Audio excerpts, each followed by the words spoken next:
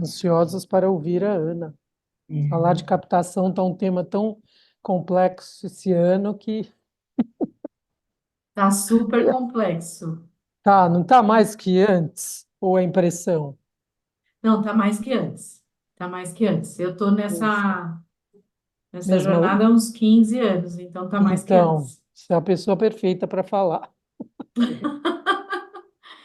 E tô acompanhando muito, né? Muitos fóruns, muitos eventos sobre filantropia, então, E tem sido uma coisa recorrente as pessoas falarem das dificuldades de agora? sim, sim. O ano passado, no finalzinho do ano passado, eu fiz uma enquete em dois grupos, né? É o Catalyst, que eu acho que eu não sei se vocês fazem parte, se alguém aqui Oi, faz Vicky. parte. Oi, Ana, Como chama? Como Oi, chama? Vicky. Chama tudo bem? Catalyst. Tudo Catalyst. bom, Vicky? Bom Tudo te ver de bem. novo. Nossa, quanta gente legal. Tudo bem? Tá aí. Chama Catalyst, é um grupo de empreendedores sociais, Aham. que é um capítulo Brasil do Catalyst. E eu fiz uma enquete, acho que no final do ano passado, para perguntar como tinha sido o ano de 2024, se tinha sido melhor que 2023, ou pior, ou igual ou pior que 2023. E 23. E Aham. assim, sei lá, 5% falou que foi melhor, acho que uns 20% falou que foi igual, e o restante todo, 75% falou que foi bem pior que 2023, em termos de captação de recurso. Lá é um grupo que tem empreendedores sociais, então, ONGs e negócios sociais. Então, Aham. a percepção, e são muitos, muita gente respondeu, e a percepção é essa, que está mais difícil. E Ana, e essa pesquisa Pois ainda é. foi feita antes desse backlash todo, né?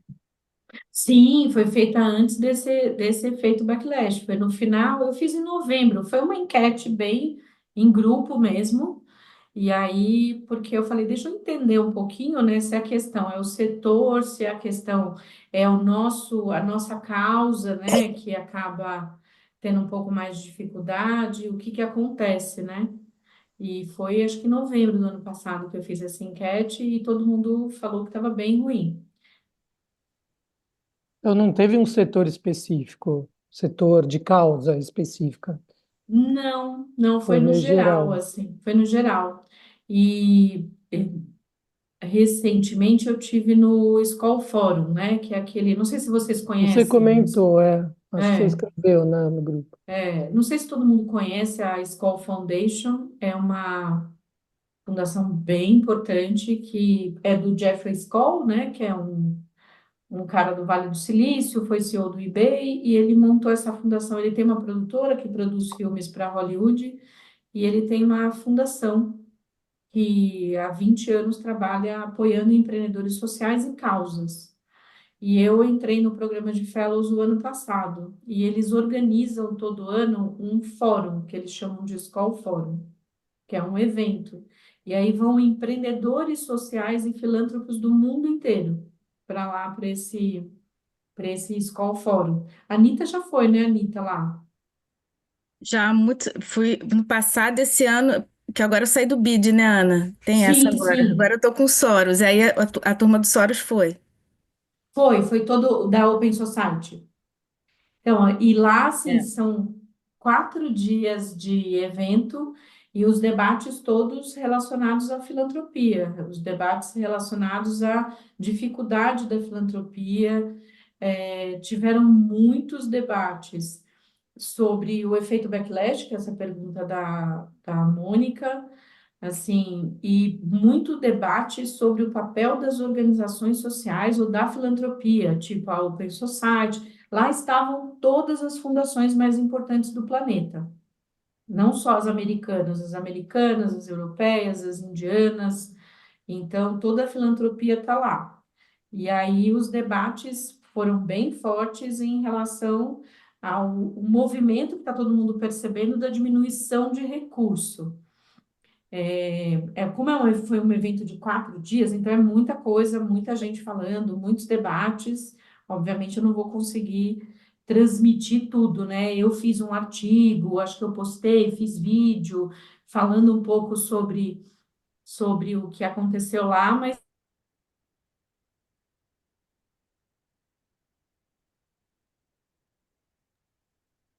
Ela sumiu, Assumiu. Ela caiu, é. caiu.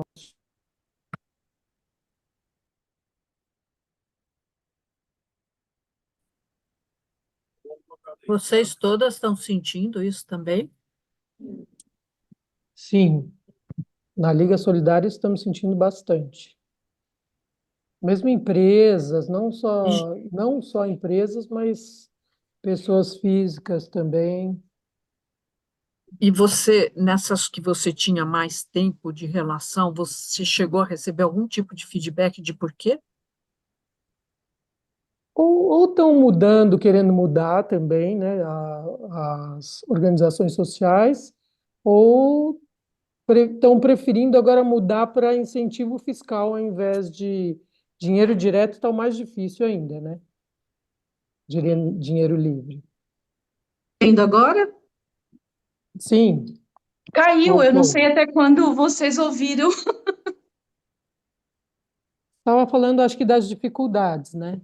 Estava falando das dificuldades, assim, e os debates, especialmente sobre as fundações, as próprias fundações falando, eram muito sobre como é que vai fazer agora, né, nesse ambiente que a gente vive, também com relação ao efeito backlash, mas não só o efeito backlash na diversidade, mas o efeito backlash no social também, né? Porque muitas empresas começam a diminuir, e empresas, fundações e organizações começam a diminuir o recurso que vai para os negócios sociais ou para ações sociais e passam a usar esse recurso para outras coisas.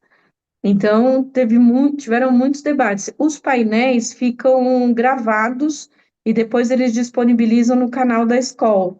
Não sei se alguma de vocês já viu. Tem um painel especificamente que eu achei muito interessante, que foi da Co-Impact, da Olivia Leland, da Binaifer, que é presidente da Open Society, da Fundação John MacArthur e da Fundação acho que é ICF, que é de cuidado com crianças. Como eles são grandes doadores, o painel deles estava bem cheio e o debate foi bem duro ali, porque eles tentaram fazer uma autoavaliação do quanto também a filantropia acaba dispersando o recurso, né? Porque cada um investe naquilo que tem interesse, não necessariamente naquilo que é o mais importante para a sociedade, ou não necessariamente fazem investimentos em conjunto. E esse foi um debate em outros momentos do fórum, né? Por que que a filantropia, já que o recurso, né, do planeta está muito concentrado nos Estados Unidos, e já que a filantropia americana tem um papel muito importante para o restante do planeta, por que não se juntarem, não se organizarem, não se estruturarem para potencializar os investimentos? A gente sabe que isso é um problema que não é só deles, né, gente? A gente tem um problema em negócios sociais aqui no Brasil. Eu comecei a falar e nem me apresentei, nem estou aqui, Maria Cláudia, estou que nem E uma nem doida aqui eu falando. dei introdução, né? Vamos começar então. Não, É, em primeiro lugar, queria te agradecer muito. Maria Cláudia, ainda que dispense apresentações, né? Não vou apresentar porque eu tenho certeza que dispensa. Só queria agradecer a ela por ter se disponibilizado para estar aqui com a gente e falar sobre esse tema tão complexo na atualidade, né? Obrigada, Ana. Segue em frente. Acho que podemos maravilha. seguir. Então, eu só agradeço pela oportunidade de estar aqui. Eu gosto muito de trocar, porque eu acho que tem uma riqueza enorme a gente conseguir se apoiar mutuamente, né? Ser empreendedor aqui no Brasil é difícil, ser empreendedora mulher é mais difícil, ser empreendedora dentro do negócio social é mais difícil ainda, então a gente tem vários pontos que nos atravessam, então é importante a gente conseguir trocar ideia, né? Só para vocês terem uma dimensão do que a gente faz aqui na rede, eu há 15 anos fundei a Rede Mulher Empreendedora e a gente trabalha com foco em autonomia econômico-financeira das mulheres, seja através do empreendedorismo ou da empregabilidade. A gente faz isso há 15 anos.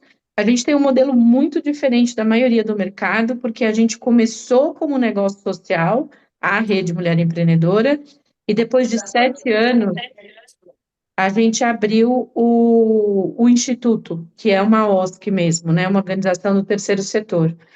As duas organizações têm o mesmo objetivo de apoiar as mulheres. O Instituto, o foco é mulheres em situação de vulnerabilidade social, e a rede trabalha com mulheres em geral. Então, na rede, a gente tem programa de aceleração, a gente tem programa de venda para negócios B2B. O Instituto, a gente trabalha majoritariamente com mulheres de favelas, comunidades, mulheres trans, mulheres 50 a mais, indígenas, quilombolas, mulheres egressas do sistema prisional. Então, as duas organizações focam em mulheres, a diferença é o perfil do público. As duas organizações compartilham uma metodologia que a gente aplica há mais de 10 anos, que é educação, com duas vertentes, habilidades socioemocionais e habilidades ferramentais. Depois a gente faz mentoria, depois a gente conecta as mulheres, e depois a gente, de uns 4, 5 anos para cá, a gente adicionou um elemento nesse nosso processo, que é a microdoação. A gente faz uma doação de dinheiro a fundo perdido para as mulheres. E isso a gente faz há 5 anos, convencemos os nossos doadores a gente fazer, aplicar essa metodologia, e só para vocês terem uma dimensão, só em doações, nos últimos 5 anos, a gente doou 50 milhões de reais, em doação, 50 milhões, em doação que varia de 2 mil reais a 10 mil reais, para mulheres no Brasil inteiro. Então, assim, é um trabalho enorme, né? Eu tenho hoje aqui 55 colaboradores diretos, mais 2 mil representantes no Brasil inteiro, que a gente chama de embaixadoras, e uma operação gigante para poder conseguir fazer o máximo, usando o mínimo de estrutura possível, sendo muito bem organizada, né, sendo muito bem, tendo processos muito bem estabelecidos para poder a gente conseguir ampliar o nosso impacto. Então, só para dar essa introdução, né? Hoje nós somos uma das poucas organizações que tem uma área interna de avaliação de impacto. Nós temos 4 pessoas, onde a gente avalia todos os projetos. A gente começa um projeto de zero, a gente faz um questionário de avaliação de impacto, e depois de 6 meses ou 1 ano, às vezes até 2 anos, depende um pouco do recurso que a gente tem no projeto. Então, só para dar uma dimensão para vocês, e as pessoas acabam conhecendo muito a gente, porque um dos principais doadores nossos é o Google.org, né, que nos últimos 4 anos, acho que 5 anos, eles doaram cerca de 25 milhões, quase 30 milhões de reais para a gente, para fazer os projetos que a gente faz no Brasil inteiro. Então, muita gente fala, como é que você consegue tanto dinheiro do Google? Aí eu falo, ó, é um suadouro danado, a gente está com eles há mais de 5 anos, mostrando impacto, mostrando o nosso trabalho, mostrando o que a gente está fazendo, para poder eles, obviamente, aportarem esse recurso, né? E a gente tem uma série de processos, a gente tem auditoria, a gente tem um monte de selos, certificação, um monte de coisa que ajuda muito nesse processo de captação que a gente faz. Né? Não é um processo simples, mas nos ajuda bastante. Mas de Ana, uns... só Pode uma falar, pergunta, Maria. senão acabo se perdendo. Pode Você falou perguntar, que essa é a ideia. tem uma metodologia que você aplica para esse fundo das microdoação? Como é isso? Você Nós falou fomos de... criando a nossa própria metodologia. Na verdade, a Aham. gente fez a primeira doação em 2018 para fazer um teste, para ver como é que funcionava a gente fazendo todo o nosso processo de educação, mentoria e conexão, e depois adicionando o recurso financeiro. E aí nós fizemos um projeto piloto, nós testamos primeiro essas mulheres, vimos que elas recebiam dinheiro e usavam o dinheiro para o bem do negócio e para o bem delas, e aí nós falamos, vamos adicionar a nossa metodologia esse recurso. A gente viu o quanto que aquilo funciona, E baseado, desculpa, eu estou só ajeitando o celular. E baseado no funcionamento, a gente fez a avaliação de impacto dessas doações e a partir daí a gente usa como modelo essa nossa metodologia. Então, a gente faz essa trilha, né, para poder elas receberem o recurso. E aí, na avaliação de impacto, 80% delas se sentem mais confiantes para tocar o negócio, porque esse é um grande drama das mulheres, né? A autoconfiança é um problema muito sério, por isso que a gente trabalha educação com habilidades socioemocionais. A gente também trabalha com elas a formalização do negócio, e mais de 40% depois do programa formalizam o negócio, então esse é um dos indicadores, e mais de 60% aumentam o faturamento do negócio, seja ele formal ou informal. Então, assim, os números são muito bons, né? Considerando que é uma microdoação de R$ 2.000, 3.000, 4.000. Então, assim, faz uma diferença enorme. E o que a gente quer avaliar daqui, sei lá, uns 5 anos é avaliar o quanto isso impactou na história, né? Na jornada da família dessa mulher. Então, os dados são, a gente usa essa metodologia e os nossos doadores, eles recebem esses dados, né? Quem faz a doação para a nossa organização, faz projeto conosco, a gente apresenta esses dados sistematicamente para eles, né? Como é que estão andando, o que que as mulheres estão fazendo, como é que isso melhora a vida delas, e é isso que faz com que a gente consiga continuar captando recurso. Como eu falei, não é uma tarefa fácil. Não. E quantas empreendedoras, mais ou menos, vocês têm nesse programa todo? Nos últimos 15 anos, 10 milhões de Uau. mulheres impactadas. A gente considera o impacto nosso, a gente faz uma conta que a gente avaliou com várias outras organizações de impacto. A gente considera uma mulher e mais 3 componentes da família dela. Sim, Então, a mulher normalmente, e isso. a família, né? E a família. Então, se a gente consegue impactar com a nossa metodologia, com essa trilha toda, uma mulher, a gente considera esse impacto multiplicado por mais 3 pessoas. Porque normalmente é ela, ou ela e 3 filhos, ou ela e o marido e mais 2 filhos, a média, né? A gente tem, obviamente, famílias maiores, menores, mas a média é isso. A gente considera um impacto, essa ampliação, né? Porque quando ela dá certo, ela amplia o impacto no entorno dela, né? Então, a gente tem trabalhado muito com isso. O ano que a gente mais captou recurso, por incrível que pareça, foi o ano da pandemia, mas eu acho que isso foi uma realidade para muitas Geral, organizações né? sociais, É. porque diante do horror da pandemia, todo mundo ficou mais bonzinho, mas aí passou a pandemia,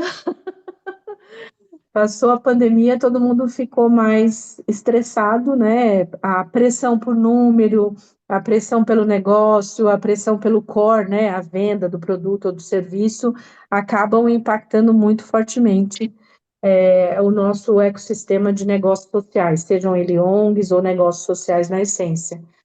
Então, assim, nós somos uma das organizações que mais capta recurso e, mesmo assim, é bastante difícil.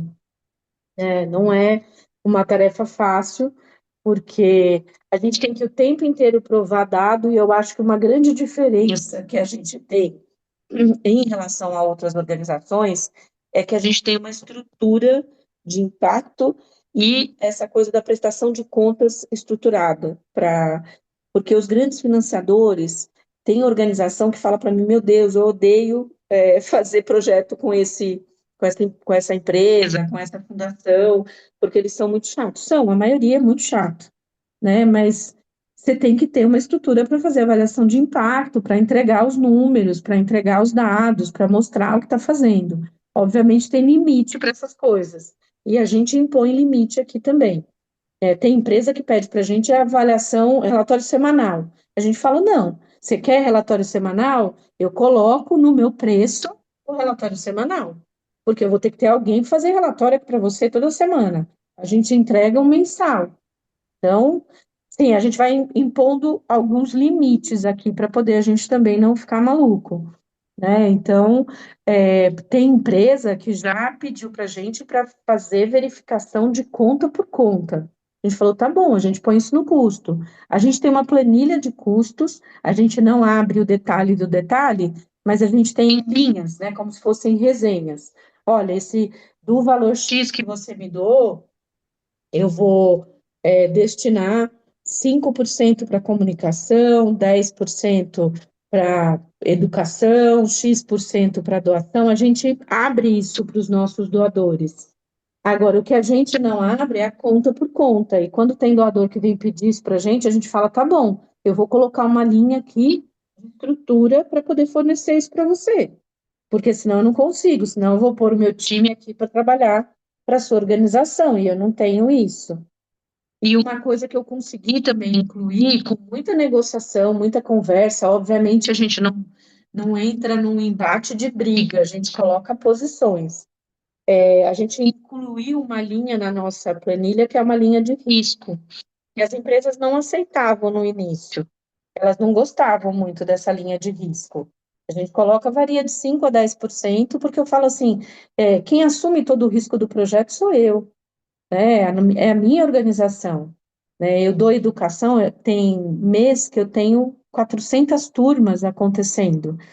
Se alguém se machuca, se alguém entra com processo, se acontece qualquer coisa, a gente já teve inúmeras situações de professoras nossas, especialistas assaltadas, porque a gente trabalha em mais de 2.000 cidades, inclusive municípios dentro de favelas e em locais que não são pacificados, né? A gente trabalha, por exemplo, no Ceará, em 3 comunidades que não são pacificadas. A gente já teve processo porque uma determinada facção queria que a gente desse a doação do recurso para mulheres que eles indicavam, e não que tinham passado pelo nosso processo, o nosso edital. E a gente teve que buscar a ajuda do poder público. Então, a gente coloca valor para risco, mesmo as empresas não gostando, porque isso para nós é super necessário, né? A gente precisa. Então, assim, a gente tem todos os perrengues possíveis e imagináveis. Eu não mostro só o lado bacana, a gente capta bastante recurso. Nos últimos 2 anos tem sido muito difícil, mesmo com toda essa estrutura que a gente tem, com auditoria externa, com essa estrutura aqui interna de avaliação de impacto, a gente tem uma área de compliance, gente. Eu tenho 55 pessoas e 2 pessoas são de compliance, de tanto que as grandes empresas e os grandes doadores fazem exigências. Aí chegou uma hora, eu tenho compliance há 4 anos. Aí eu falei, não, vamos colocar aqui dentro, senão a gente vai ficar maluco. Então, tem muitas questões. E tem, obviamente, o lado não tão bacana, né, desse mundo das organizações e empresas que doam, que nem sempre é tão legal.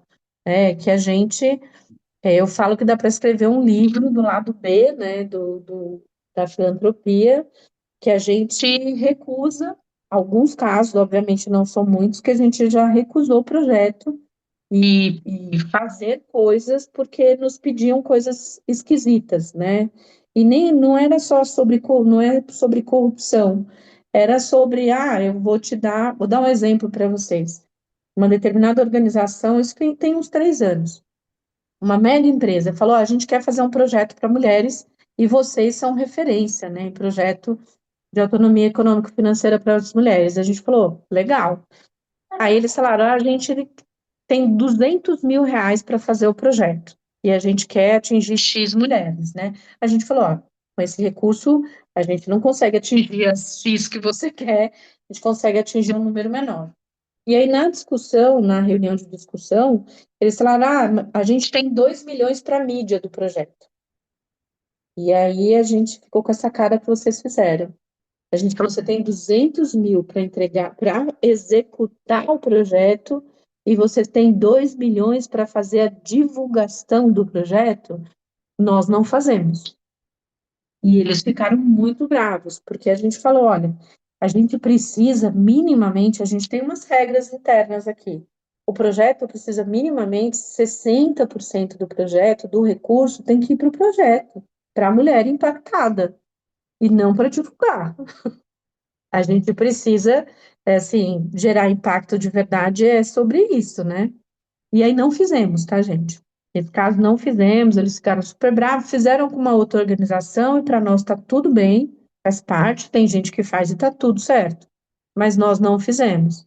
Então, esse foi um caso bem emblemático. A gente fala aqui internamente, a gente está sempre olhando lá a linha para ver o quanto de dinheiro está indo para a educação, para a doação, para apoiar essa mulher na mentoria, né, para fazer o processo que a gente faz. A gente teve um outro caso Ana, também. Pode vou só falar. te perguntar sobre isso, porque é, você faz então a sua diligência como receptora, né, para Sim, evitar justamente o gender washing, o racial washing, exato. né? Porque eu vejo isso acontecer muito. Esse caso que você acabou de divulgar, eu já vi multilateral fazer. Sim, eu imagino, Tá? Anitta. Então, assim, como é que você faz a sua diligência, assim? Com quem, como é que, o que você olha? A gente, assim, o nosso time aqui, eu tenho um time de captação de recurso. Hoje tem umas 5 pessoas nesse time. Tem uma coordenadora, tem uma analista de dados e 3 executivas de negócios que olham o tempo inteiro. Então, o que que eles olham? Qual o perfil da empresa? Como é que a empresa está sendo vista no mercado? Eles fazem avaliação de dados, usam inclusive inteligência artificial, busca, né, reputação da empresa, o que que a empresa está fazendo de verdade. Então, a gente faz essa. Não é nada sofisticado, né? É uma coisa bem simples de busca. E para nós o muito importante é a reunião de briefing, porque na reunião de briefing eles acabam falando tudo, inclusive coisas que a gente não compactua. E aí nessa reunião de briefing a gente decide, porque o nosso olhar aqui é se o projeto vai ajudar a vida das mulheres. Se não vai, a gente não vai fazer. Porque, assim, o projeto tem que ser bom para elas, em primeiro lugar. Ele tem que ser bom para a rede, né? Porque é importante que seja bom para a gente, porque senão a gente não continua existindo. E ele tem que ser bom para o financiador também, para quem está doando ou quem está financiando. Mas, primeiramente, ele tem que ser bom para elas. E isso é uma tarefa super difícil. Nós já tivemos o ano passado, deixa eu ver como eu falo isso sem citar o nome sem dar para identificar o nome. Nós tivemos uma mega organização que estava envolvida num mega escândalo. E aí essa mega organização nos procurou, assim, estava muito recente o escândalo. E eles falaram: a gente quer que vocês desenvolvam um projeto para mulheres na comunidade, é um projeto que envolve mulheres em varejo, não sei o quê, não sei o quê, não sei o quê. E aí, inicialmente eu, Ana, né, dirigente da organização, eu falei, eu não vou fazer isso. Mas eu quis adicionar uma camada a mais e nós temos um conselho consultivo aqui na rede há 6 anos. E aí eu levei o caso para o nosso conselho. Falei, olha, essa mega organização envolvida nesse escândalo horroroso, não sei o que, não sei o que, tá pedindo para a gente fazer um projeto. E aí, o nosso conselho, unanimidade, falou: podem recusar, não faz nenhum sentido, isso pode trazer mais malefício do que benefício para vocês, porque claramente era uma forma que a organização estava buscando, e nós já tivemos outros casos semelhantes a esse, que a organização estava buscando o meio de limpar a barra, sabe? De buscar um caminho para limpar a barra. E aí a gente não fez. Eles fizeram com outra organização, é um projeto grande, inclusive, era bastante dinheiro, mas a gente não fez. A outra organização está fazendo, tá tudo assim. Eu não tenho como impedir as pessoas de fazerem as coisas que elas querem, né? Mas a gente acabou não fazendo, recusamos esse projeto. E também tivemos uma outra situação que também foi bem delicada, de uma organização que já trabalhava com a gente há 4 anos, que é uma organização levemente polêmica, uma empresa muito grande, levemente polêmica, mas não tão pesada polemicamente, a ponto de que a gente fazia um projeto para eles há 3 anos para mulheres em comunidades. E aí, essa organização, depois de 3 anos fazendo o projeto com a gente, com o NPS, porque a gente avalia isso também, o NPS das usuárias 97, que é o nosso, é entre 90 e 97, para vocês terem uma ideia. É um NPS absurdo. Com avaliação de impacto perfeita nos 3 anos, o projeto lindo, maravilhoso. Aí essa empresa chamou a gente e falou: olha, a gente tomou uma decisão, a gente vai abrir uma concorrência do trabalho de vocês. A gente falou: como? não, nós vamos abrir uma concorrência do trabalho de vocês e queremos que vocês nos ajudem a construir a RFP, né? Mostrando o que vocês fizeram nesses 3 anos. E vocês podem participar concorrendo do projeto. E a gente gostaria que vocês fizessem uma apresentação para as organizações que vão se candidatar. E aí, obviamente, né, a cara de vocês é a mesma que a minha, e a gente recebeu isso por e-mail. Aí eu fui ligar para a diretora lá da empresa, eu falei, olha, isso não é fair o que vocês estão fazendo, não é uma coisa bacana. Aí conversei de novo com o meu conselho, é muito bom você ter um conselho consultivo forte, né? No nosso caso, a gente tem um conselho consultivo bem relevante, e aí conversei com eles e preparamos uma comunicação para essa organização e saímos do processo. Nós falamos que não íamos fazer RP, não íamos fazer reunião com os concorrentes, que eles queriam que a gente falasse com eles, e nós externamos toda a nossa insatisfação com a forma com que eles estavam trabalhando, porque é um negócio social, né? Enfim. E perdemos, era um projeto de 2 milhões que a gente fazia todos os anos, e assim, obviamente, é triste perder recurso? É triste, mas eu prefiro manter a nossa sanidade mental, né, minha e do meu time, para a gente conseguir fazer. Então, assim, foi desafiador, né? Mas a gente, como esse caso, eu poderia ficar falando vários aqui para vocês, mas acho que não é esse o objetivo. Mas assim, a gente lida com isso diariamente, sabe? Com esses dilemas, para além do desafio de buscar recurso, para além do desafio de o tempo inteiro estar relevante, né? Nós somos muito ativos em redes sociais, em todas as redes sociais. Nós temos uma newsletter semanal que vai para 350 mil pessoas. E a gente usa todos esses canais para reforçar o nosso trabalho, para falar o que a gente está fazendo. E não estou dizendo com isso, gente, que a gente é perfeito. A gente tem um monte de coisa o tempo inteiro para melhorar, para desenvolver. Mas esse nosso ecossistema, né, do terceiro setor, de negócios sociais, é bem complexo. Ana, como é que estou aqui pensando em 55 colaboradores? Como é que você consegue atender o Brasil inteiro? O que você tem? Você tem voluntários, além dos, são prestadores de serviços, né, que fazem as Sim, capacitações. a gente Como que é a tem estrutura? as professoras, que são as especialistas que a gente chama, a gente tem um banco de 80 professoras que a gente aciona e paga hora-aula. Eu pago o mesmo valor, o mesmo patamar das universidades de primeira linha. E isso a gente não abre mão. Então, a gente paga muito parecido com o VV e INSPER a hora-aula das nossas especialistas. E elas estão lá no banco de dados, né? Toda vez que a gente precisa, nossa área educacional vai lá, vê qual perfil, aciona, faz briefing, conversa, mas a gente tem uma condição para você, porque esse é um grupo seleto nosso, né, de participar do nosso banco de dados, de acordo com os pré-requisitos. Elas só podem ser especialistas se elas fazem trabalho voluntário para a gente também.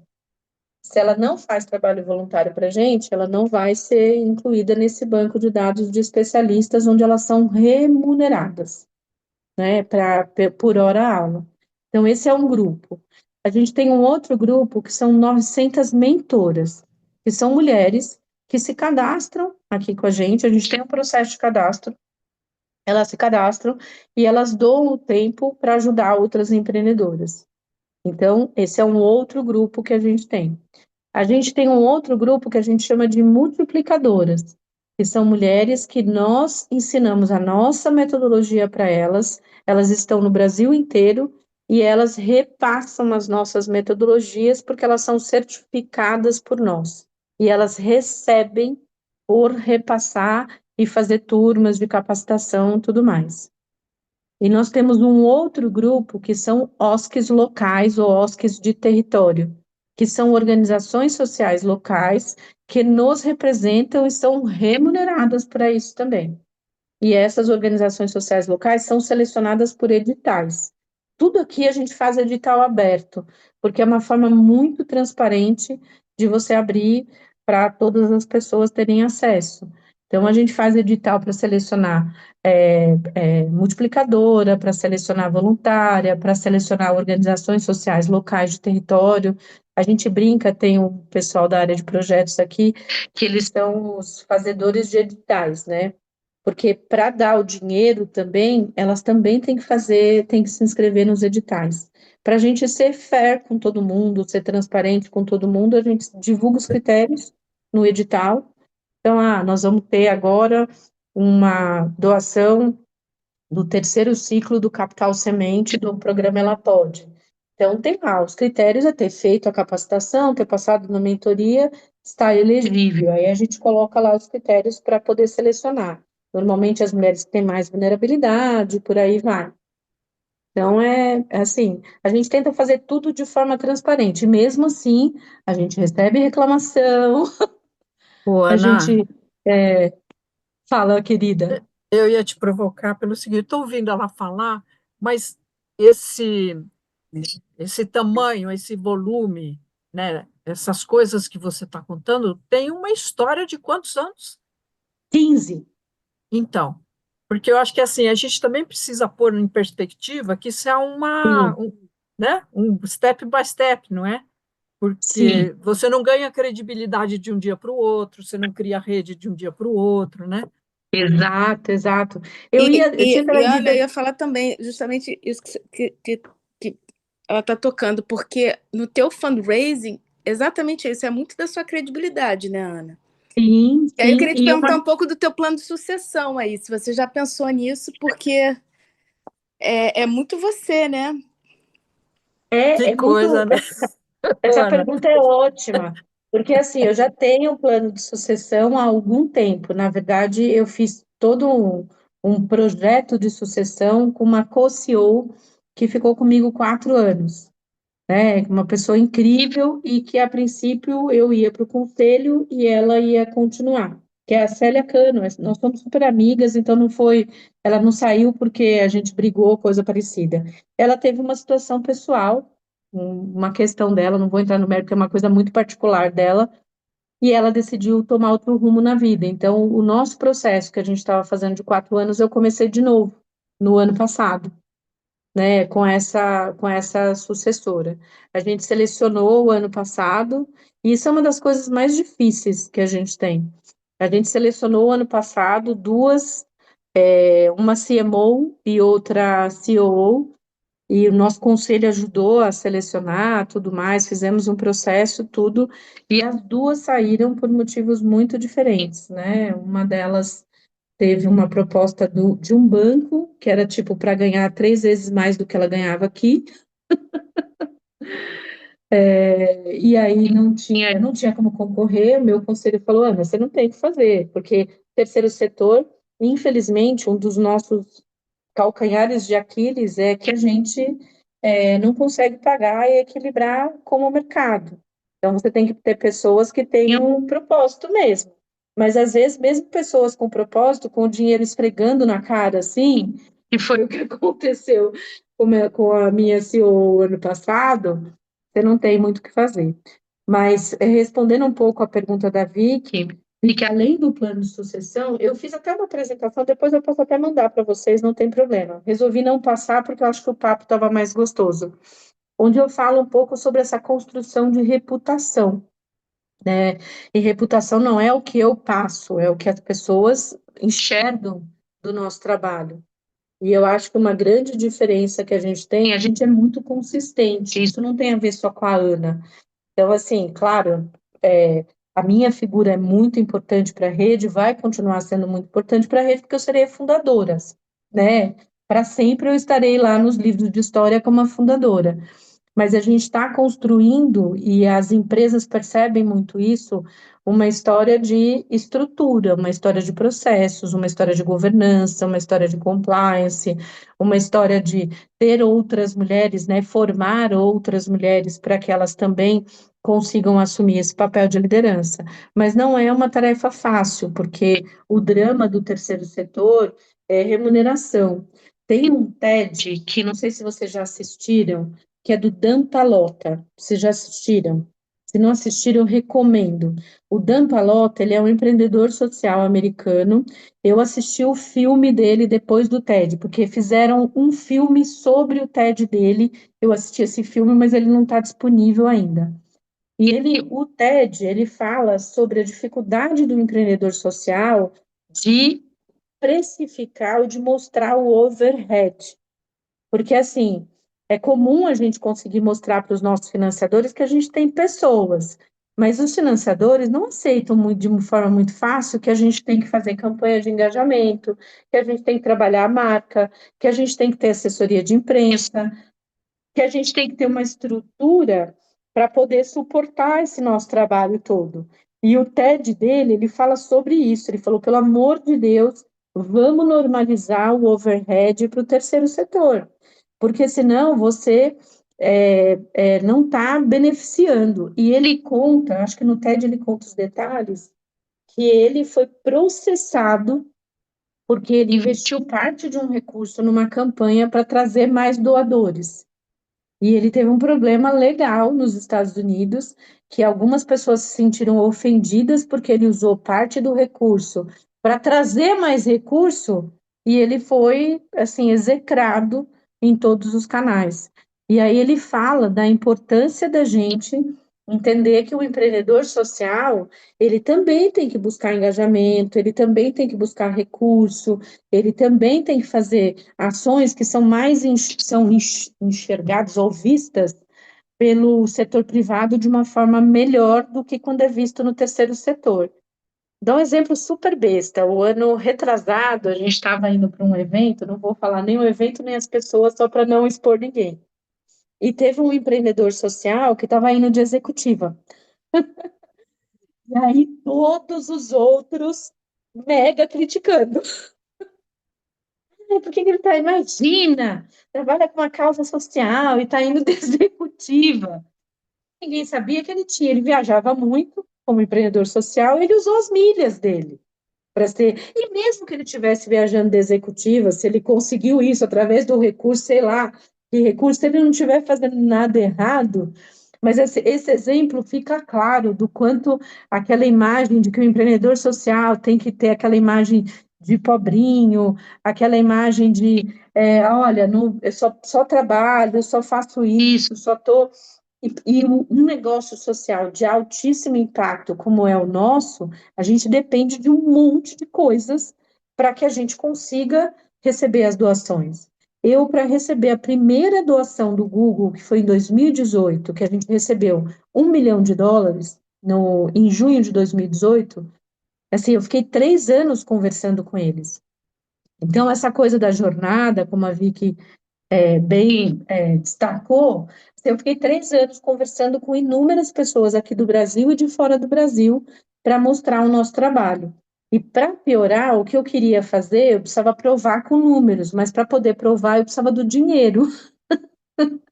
Então, eles tinham que acreditar junto comigo que aquilo que eu estava mostrando para eles, que era possível de fazer, era de fato possível.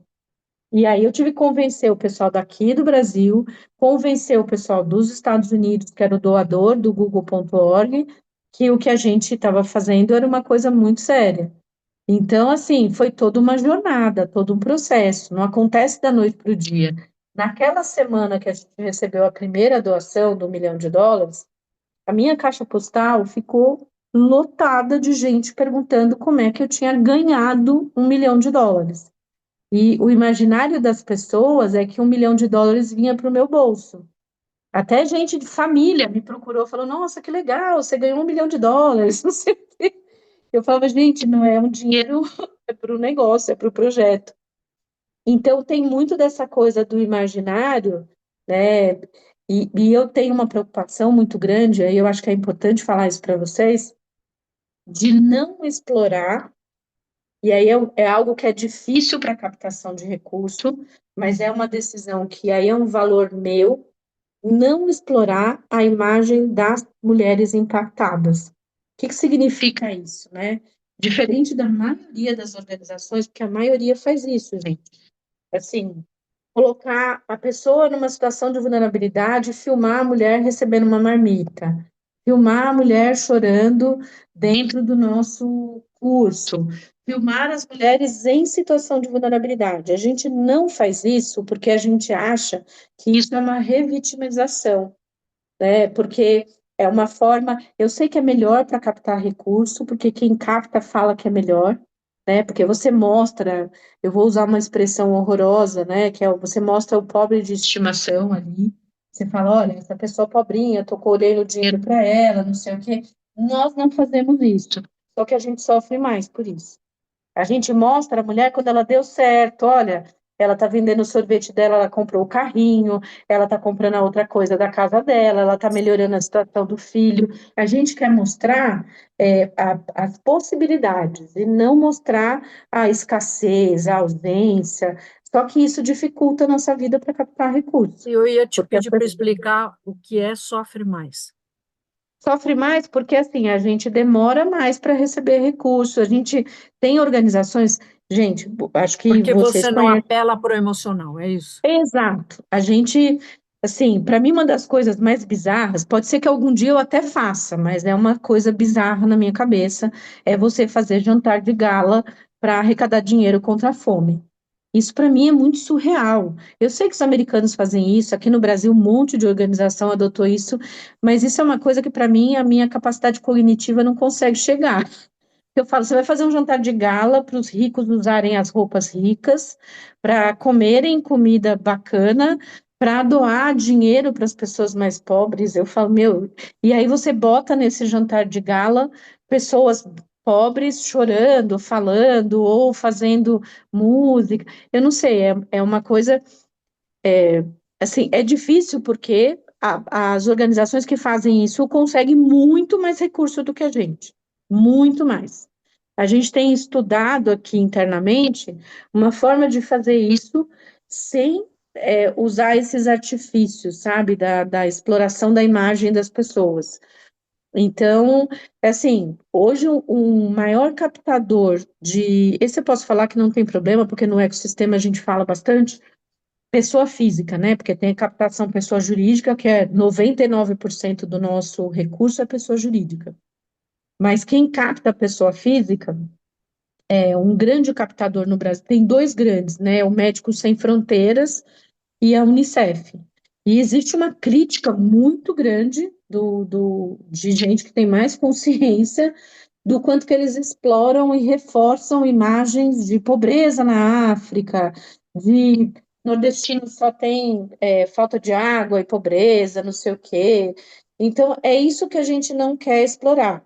Mas é isso que traz muito recurso para algumas organizações, tanto os jantares de gala, quanto essa, entre aspas, né, vou colocar entre muitas aspas, essa exploração da pobreza. É sofisticado o que eu estou falando, tá? Não é uma coisa Mas eu ia te simples. perguntar uma coisa assim, ó. Se você é capaz, talvez não de medir, mas é capaz de dizer para a gente que o fato desta tua consistência te trouxe ao longo do tempo mais credibilidade do que se você tivesse se deixado seduzir por esse outro lado, né? Eu não consigo provar com números e com Pois dados, é, mas com percepção, sim. Porque todas as mas a empresas, entrega, Ana, a sim, entrega, ela faz esse resultado aparecer, né? sim, a entrega faz o resultado aparecer, e uma coisa que é muito bacana, é 80, talvez 85% dos nossos doadores, eles são frequentes, ou seja, eles continuam doando para a gente. Ou seja, eles acreditam no nosso trabalho, acreditam na nossa credibilidade, porque tem um dado da ABCR, que é um dado bem importante, acho que vocês conhecem a ABCR, né? O João Paulo Vergueiro, que é um cara ele é bem crítico do nosso setor, inclusive ele faz uns artigos bem fortes. Recomendo que vocês sigam ele nas redes sociais, especialmente no LinkedIn. No Brasil existem Como é o nome dele? 800. Desculpa. João Paulo Vergueiro. No LinkedIn você pode seguir. Ele fez um artigo polêmico dele, o mais recente é sobre a Fundação Lehman. E aí é bem pesado. O que ele escreve é bem pesado. Mas, enfim, ele tem um artigo que faz um raio-x do terceiro setor. que eu acho que é do ano passado, se não me falha a memória. Mas dá para buscar esse artigo.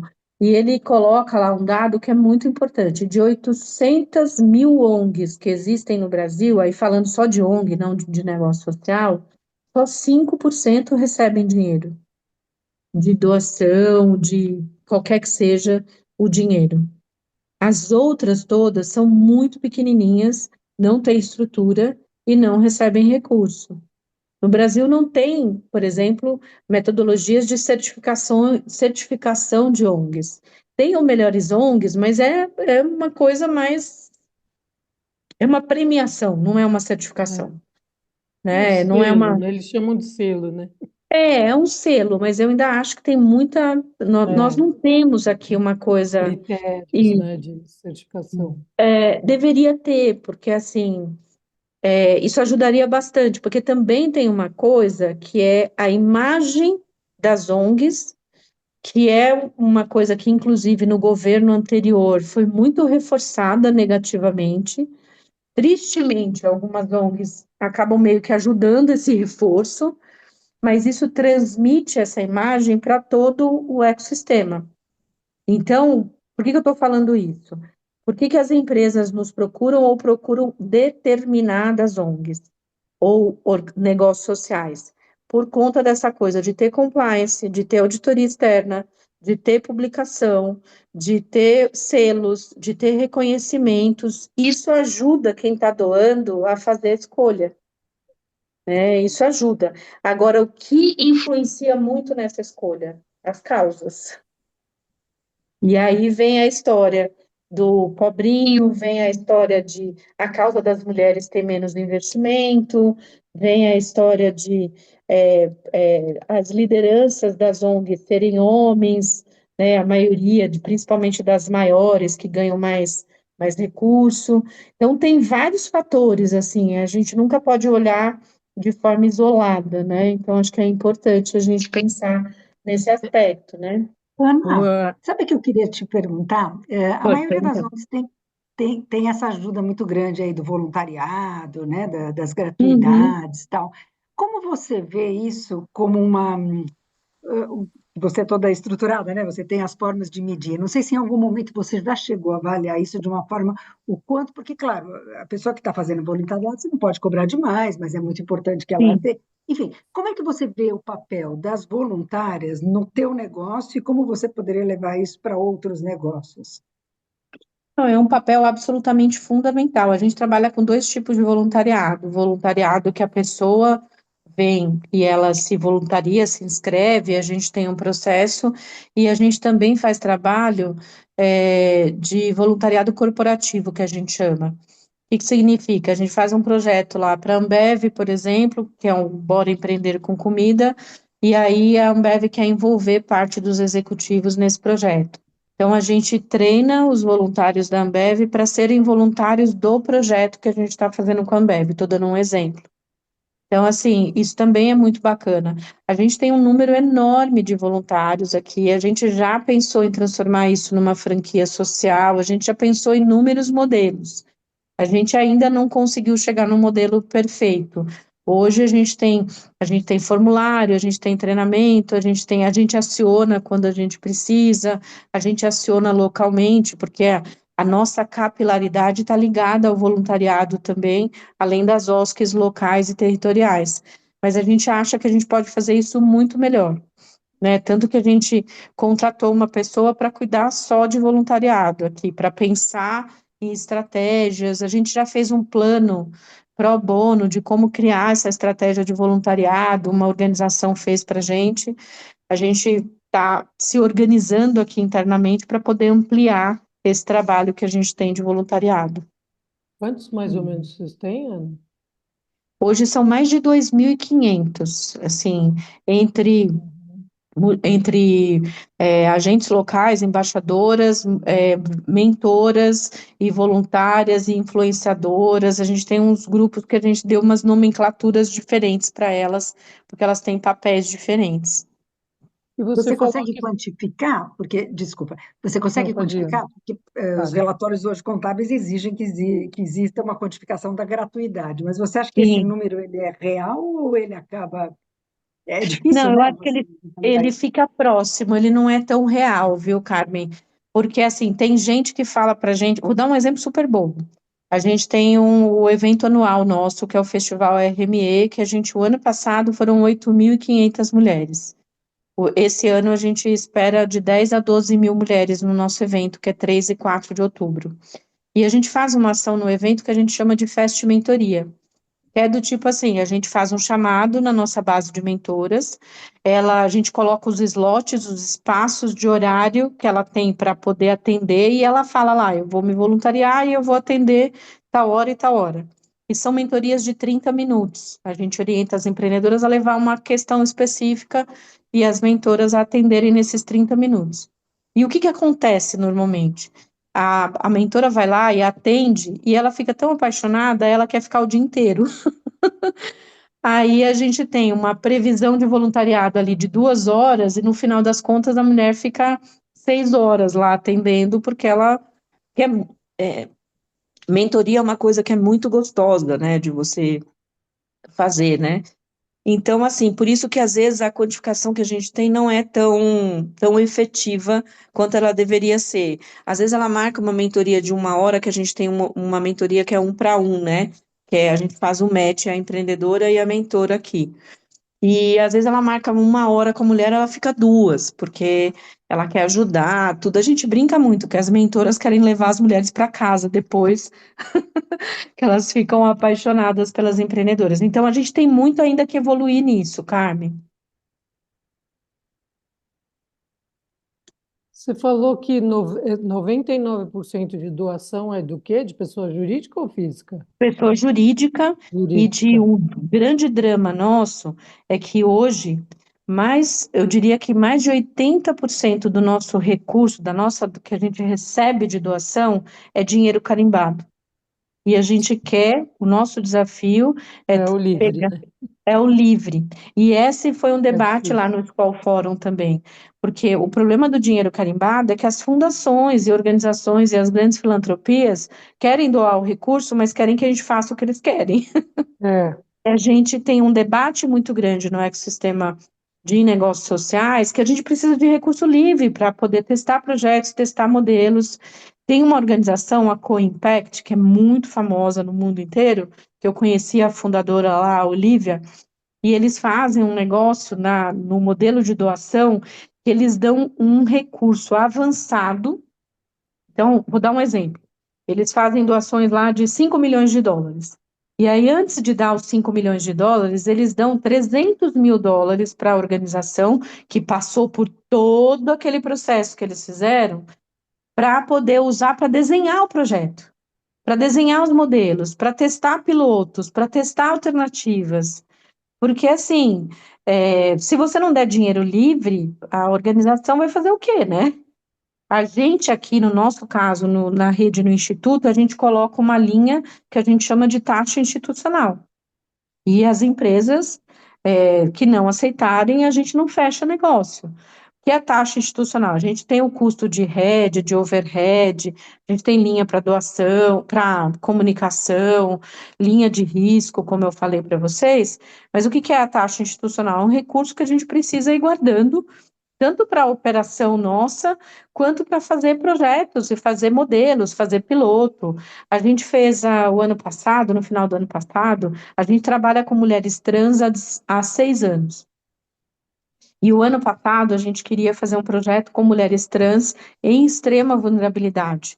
Só que é um público que é muito difícil dos doadores quererem trabalhar.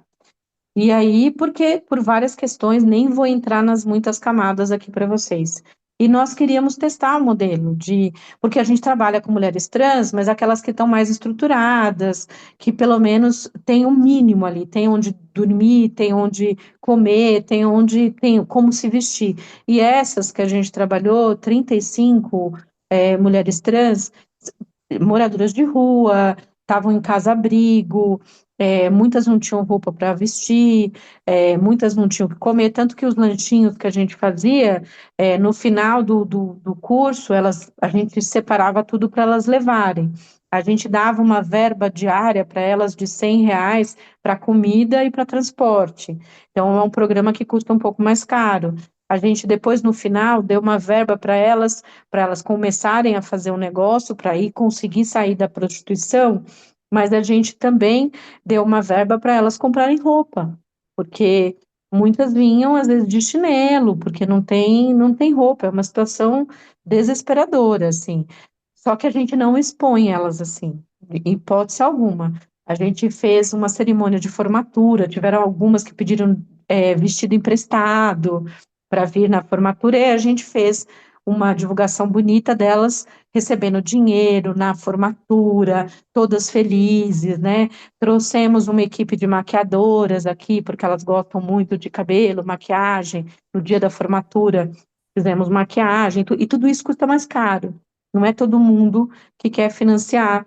E aí nós fizemos esse projeto com o nosso recurso. Nós tiramos do nosso institucional e fizemos esse projeto, porque a gente acha que tem um impacto gigantesco. Tivemos muitos aprendizados, porque era um público que a gente não tinha trabalhado Vou te explicar. nessa. Oi? Não Desculpa, entendi. não, desculpa. Imagina. Então, assim, esse público e outros públicos, a gente já trabalhou com projetos com meninas da Fundação Casa. Não meninas que a gente chama de liberdade assistida e acompanhamento semiaberto. A gente trabalhou num projeto com umas 20 e tantas meninas. A gente teve que montar um esquema muito diferente de trabalho com elas, desde a comida até os especialistas, porque eram jovens de 16, 17 anos, né, que estavam ali, algumas por crimes bem graves.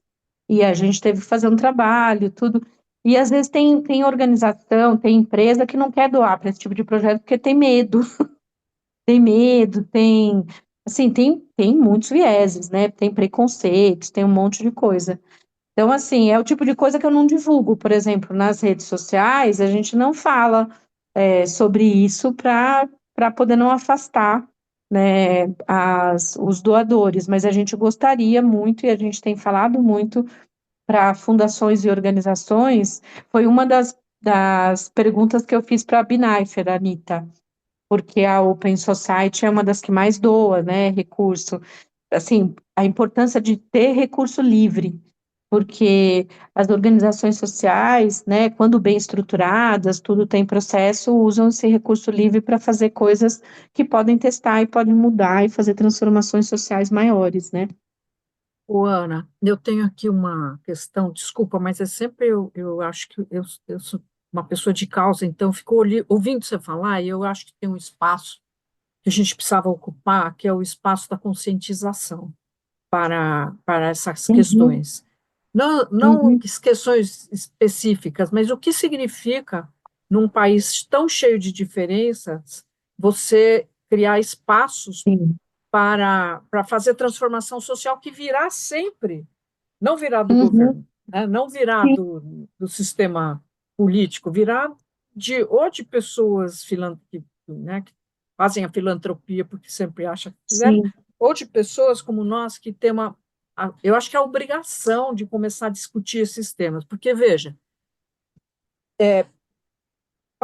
provavelmente, boa parte do que você está falando de dinheiro livre, eles só não vêm porque tem um monte de gente fazendo sacanagem com o dinheiro que é entregue, entendeu? Quer dizer, você tem um uhum, monte de ONGs que estão fazendo coisas que não uhum, deviam, né? Então, tem um primeiro lado, isso em todas as situações da vida da gente é assim, mas, por sim, um lado, ninguém, não fica claro, não fica exposto, né? O tipo de coisa que acontece e principalmente para quem vai fazer a doação, de saber o que é que ela precisa tomar cuidado. E a sim, segunda é, por que que você não faz uma doação livre para fazer inovação, experiência, não sei o quê?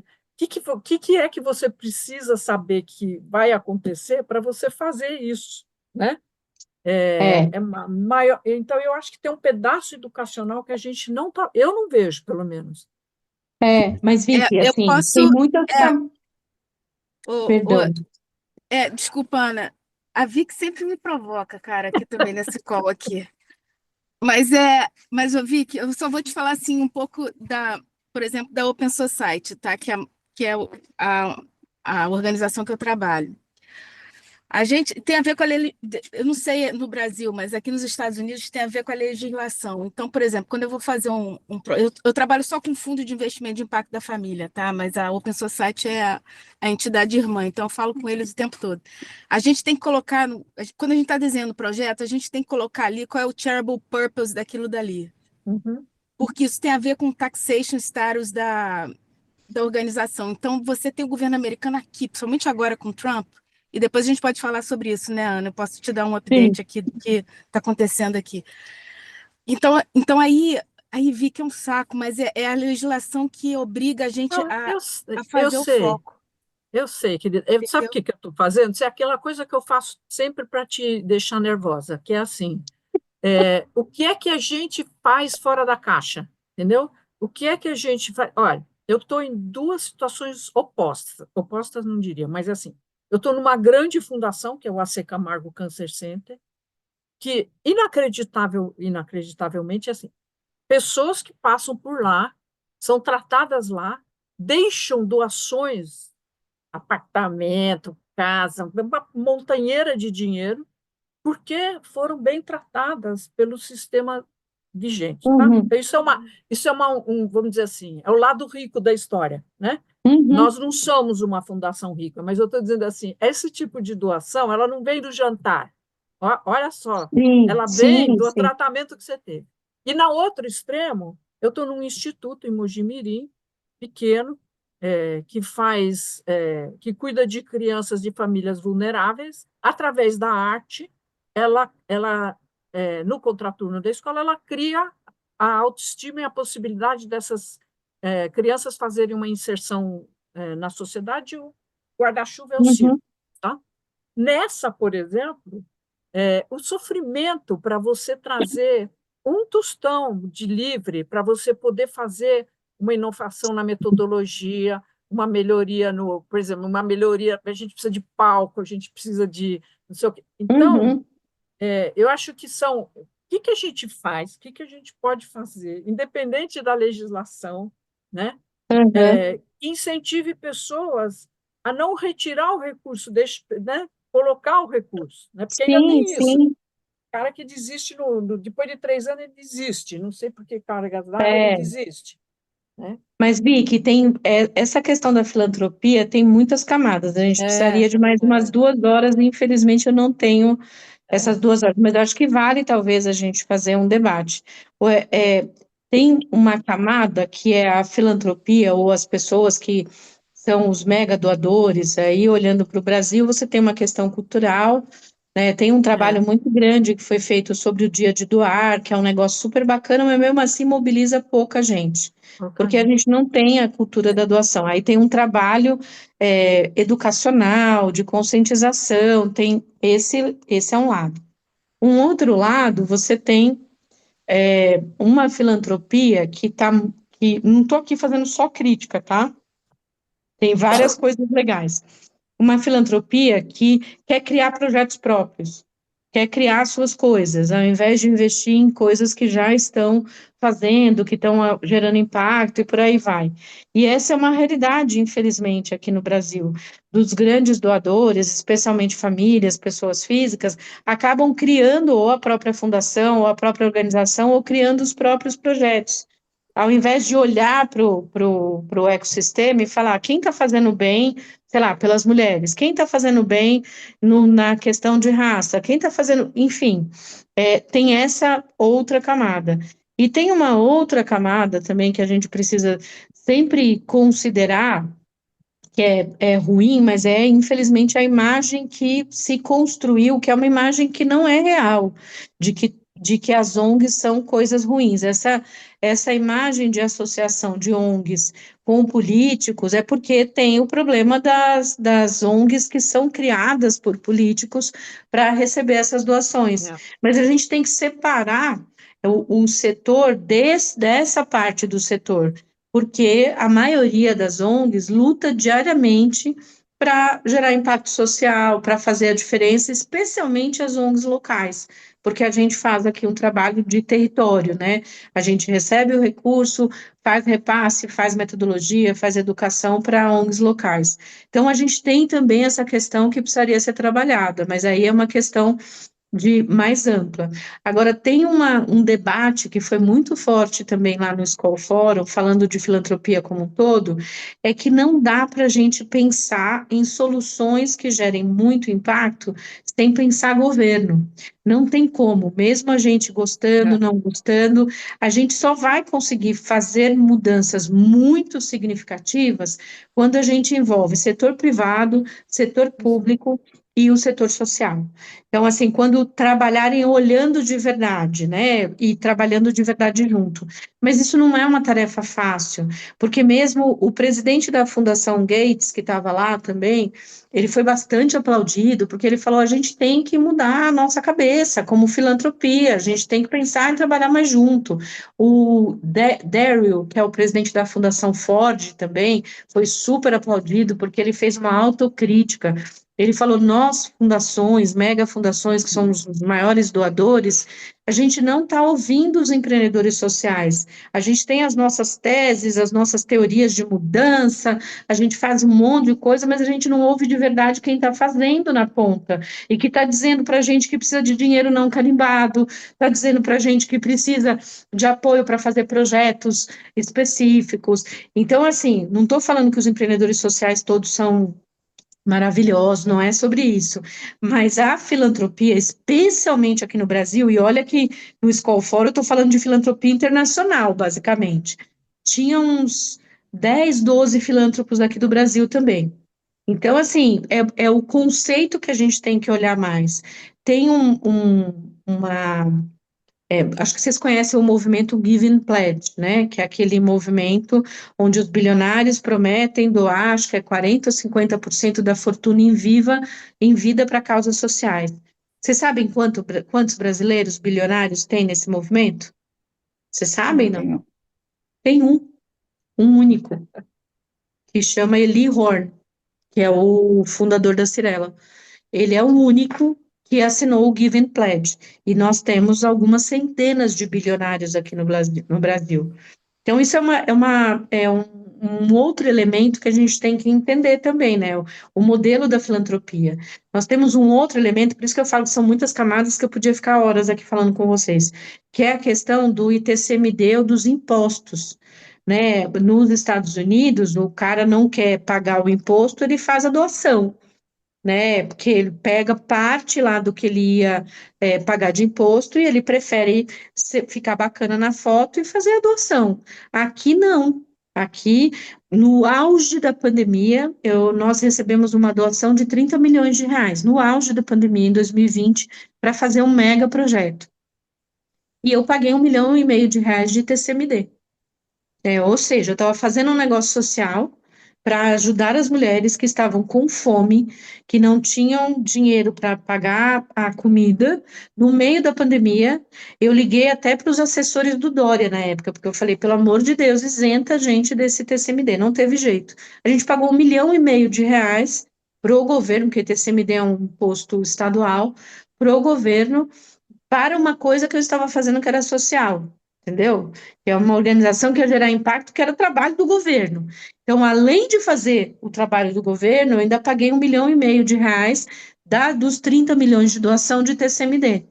Tem um debate que tem uma estratégia do AN Impacto, né, que é uma estratégia para melhorar o setor de impacto. Então, tem uma questão de impostos aí, que, óbvio, as organizações sociais do terceiro setor são isentas, mas quando elas recebem doação, elas têm que pagar o ITCMD. Nós ficamos 2 anos com o advogado para conseguir isenção. Nós temos isenção de TCMD, mas a maioria das organizações não tem. Então, é mais difícil para elas conseguirem. Então, você tem que considerar, acima de R$ 64.000, qualquer doação que a organização recebe, ela tem que pagar, no caso de São Paulo, 4% de TCMD, se ela não é isenta. E o processo de isenção não é fácil, não é simples, você tem que ter tanta documentação, é que a gente já tem normalmente. Então, assim, é importante a gente entender, sabe? Ana, é a Regina falando, tudo bem? Eu estou Tudo aqui bom. com a câmera fechada porque estou em trânsito. Essa lei que vai isentar o ITCMD, ela já foi aprovada no Senado Sim. e está precisando agora ser aprovada na Câmara. Eu acho que vale aí pensar em como fazer lobby em cima disso. Assim, as grandes organizações pensar Uhum, em alguma coisa, porque realmente é uma coisa absurda você ter que uhum. pagar ITCMD sob doação para uma organização. Esse é um negócio que não Sim, nem deveria precisar ter lei, né? Mas eu acho que é exato. uma coisa a se pensar. Não tem muita, por isso que eu falo, Regina, tá certíssima, assim, tem muitas coisas que a gente pode fazer, né? O ponto, por exemplo, o terceiro setor não tem uma associação de classe, a gente tem a ABONG, mas a maioria das organizações não faz parte da ABONG, não considera a ABONG a organização do setor. Aí você tem outras organizações que foram se formando, tem o Fomenta, tem a Rede Filantropia, tem o próprio GIF, que é uma organização que trabalha com fundações maiores, né, que normalmente são fundações e institutos de grandes empresas. Então, tem muitos debates, assim, tem muitas coisas para deixar esse setor mais robusto, inclusive mais transparente, né? Para você não ter essa imagem, por exemplo, que as pessoas têm de organizações do terceiro setor. Mas, enfim, é muita conversa que a gente precisa ter para poder mudar esse jogo. Então, eu acho importante, retomando um pouco o ponto da Vicky, a gente precisa, assim, ter muito claro a causa e a organização que você trabalha, qual é o propósito, né? Tem gente que me procura e fala, eu quero captar recursos. Eu falo, tá, e o que que a sua organização faz? A pessoa não sabe nem explicar direito o que a organização faz. Então, assim, tem que ter uma causa clara, tem que ter uma estrutura montada, não precisa ser gigante, não é sobre tamanho, é sobre processos e organização. De preferência, ter reconhecimentos, fazer um trabalho de divulgação, porque o terceiro setor é muito baseado em credibilidade e transparência. Então, você precisa fazer um trabalho de divulgação, fazer um trabalho para mostrar o que você está fazendo, estar sempre. Ai, deixa eu desligar meu reloginho aqui. Estar sempre conectado, né? Eu faço parte da Rede Folha, porque eu sou empreendedora social premiada por eles em 2023. Eu faço parte do Catalyst também, que é essa rede que tem um capítulo Brasil de empreendedores sociais. E eu tenho um grupo pequeno que são umas 20 mulheres que são líderes de negócios sociais aqui no Brasil. É um grupo onde a gente troca os perrengues que a gente passa, né? Ah, me indica um advogado para não sei o quê. Ah, me indica uma empresa. Então, a gente troca muita dica lá.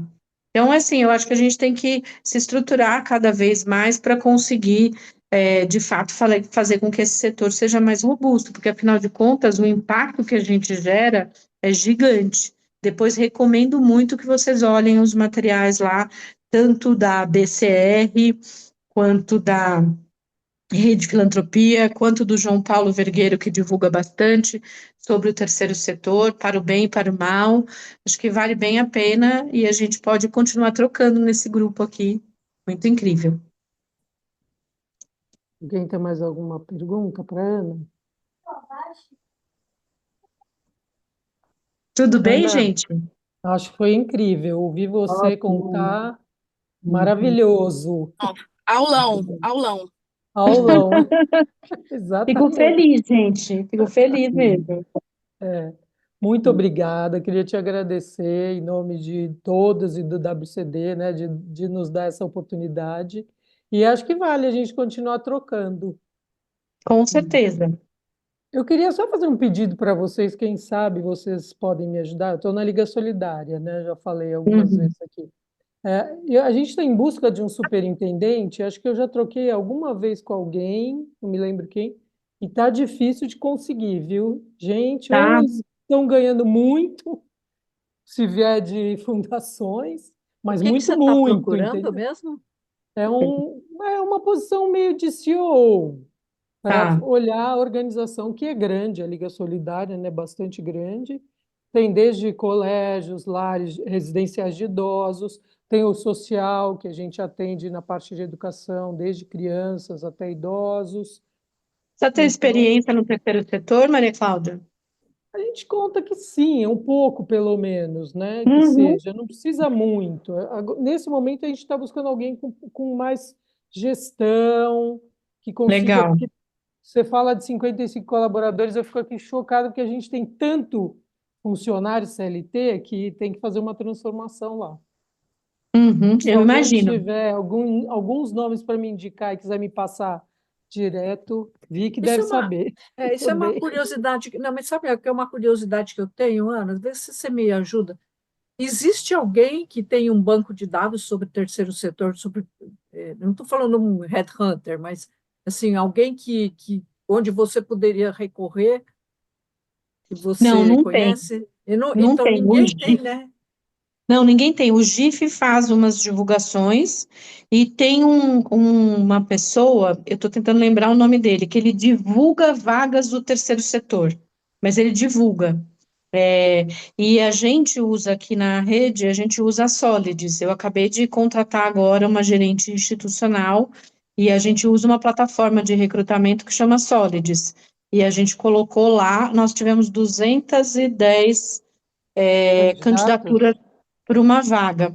E o mais engraçado, né? A vaga no título era uma vaga afirmativa de gerente institucional, uma mulher negra, que a gente fez uma vaga afirmativa. Nós tivemos 60 candidatos homens brancos e estava no título, estava escrito no título. Mulheres negras. É, mulheres brancas Mas, também, mas, mas Ana, isso me faz ah, lembrar o meu início da minha carreira. Teve um período lá que eu passei em recrutamento de seleção, gerenciando recrutamento. Então, você uhum, fazia naquela época era anúncio, né? Qualquer anúncio que você fizesse tinha 400 currículos. isso.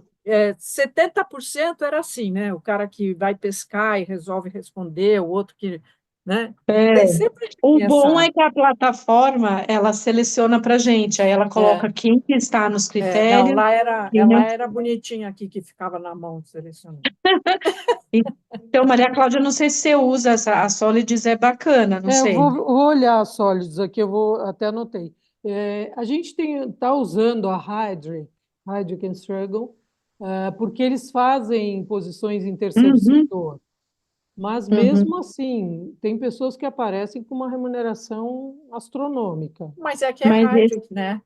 A É, Heidrick só trabalha nesse nível de remuneração. exatamente. Mas como a gente busca essa posição também, não é uma posição Eu vou te simples, dar né? uma dica, agora que você É, falou, eu me lembrei. Tem uma pessoa que está trabalhando como independente, às vezes associada ao Fernando Carneiro na Vila Nova, às uhum, vezes a FESA. Ela chama Cibele uhum, Castro. Cibele Uhum. Castro, ela já trabalhou, já fez para mim algumas coisas no terceiro setor. Dá uma Ah, consultada, ela faz busca, é isso que você quis dizer, ela não faz é? busca. Uhum. Ela é Ela faz associada, busca. Maria Cláudia, se você quiser Tá. falar, é Ah, associada tá. WCD. Tá Tá aí bom, uma vou procurar. oportunidade de negócio, criar, criar um Quem pequeno. sabe ela cria. Porque o Seria terceiro mesmo. setor, a gente acabou de selecionar, a gente está finalizando o processo seletivo da diretora executiva do Pacto Global da ONU. Eu sou vice-presidente do conselho lá. E quem fez foi a Russell Reynolds. Mas aí É, nesse nível dá. Nesse nível dá. É, a gente estava contratando, como se fosse uma CEO, né? O é. cargo é diretora executiva. É. E é uma vaga afirmativa para mulher. Nós finalizamos o processo essa semana. Então, assim, mas não foi fácil, porque vinha muita gente do setor privado com É. salários que tá tudo certo. Eu não estou desmerecendo o salário da Não, de jeito pessoa, mas nenhum, no é. terceiro setor não dá. É o meu problema aqui. Às vezes eu falo que a gente vira, em alguns momentos, incubadora de gente. Que a pessoa É. vem, trabalha aqui, aprende bastante, e aí depois vai ganhar 2, 3 vezes o que ela ganha aqui fora. E aí, como é que você compete com isso, né? É difícil, porque o propósito nem sempre segura a pessoa no lugar, Segura né? por Às um vezes, tempo, né? mas as contas, os boletos são É, implacáveis e às vezes as é. pessoas não dão conta disso. Mas enfim, gente, muito Bom, mas eu obrigada, Maria agradeço. E Cláudia. vou procurar a Cibele Castro também, Vicky. Muito É isso obrigada. aí. Imagina, Foi gente, um um beijo para imenso vocês, viu? prazer. Obrigada, Prazer, Ana. viu? Obrigada. Até a Para todas. próxima. Tchau, Obrigada, tchau. tchau, Obrigada. tchau.